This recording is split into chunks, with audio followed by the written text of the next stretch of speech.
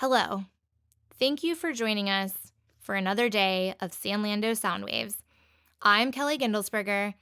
Today is day 53, week 11. We are going to be reading Exodus 6, 1 through 13. Then the Lord said to Moses, "Now you will see what I do to Pharaoh. Because of my mighty hand, he will let them go.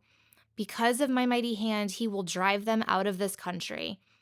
God also said to Moses, "I am the Lord. I appeared to Abraham, to Isaac, and to Jacob as God Almighty. But my name, the Lord, I did not make myself fully known to them. I also established my covenant with them to give them the land of Canaan, where they resided as foreigners. Moreover, I have heard the groaning of the Israelites, whom the Egyptians are enslaving, and I have remembered my covenant. Therefore say to the Israelites, I am the Lord, and I will bring you out from under the yoke of the Egyptians. I will free you from being slaves to them, and I will redeem you with an outstretched arm and with mighty acts of judgment. I will take you as my own people, and I will be your God. Then you will know that I am the Lord your God, who brought you out from under the yoke of the Egyptians. And I will bring you to the land I swore with uplifted hand to give you to Abraham, to Isaac, and to Jacob. I will give you as a possession. I am the Lord." Moses reported this to the Israelites, but they did not listen to him because of their discouragement and harsh labor. Then the Lord said to Moses, "Go, tell Pharaoh king of Egypt to let the Israelites go out of this country." But Moses said to the Lord, "If the Israelites will not listen to me, why would Pharaoh listen to me, since I speak with faltering lips?" Now the Lord spoke to Moses and Aaron about the Israelites and Pharaoh king of Egypt, and he commanded them to bring the Israelites out of Egypt.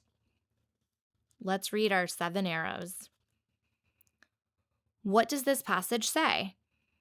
What did this passage mean to its original audience? What does this passage tell us about God? What does this passage tell us about man? What does this passage demand of me? How does this passage change the way I relate to people? What does this passage prompt me to pray to God? Now for the devotional. God reiterated his promises through Abraham, Isaac, and Jacob, and then through the life of the work of Moses. He reminded Moses that he made a covenant with the generations before, a covenant that included them living on the land that he would give them as an act of grace. The nation of Israel was certainly not experiencing this blessing while in Egypt.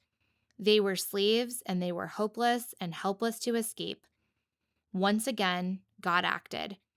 He provided deliverance for his people as a sheer act of grace, not because they deserved to find freedom.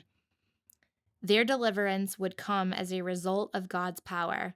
God, through Moses, would provide a miraculous escape for the people, such that no one would be tempted to think that they got themselves, by human muscle, out of slavery. If they were going to be free, it would only be because God acted on their behalf to fulfill his promises.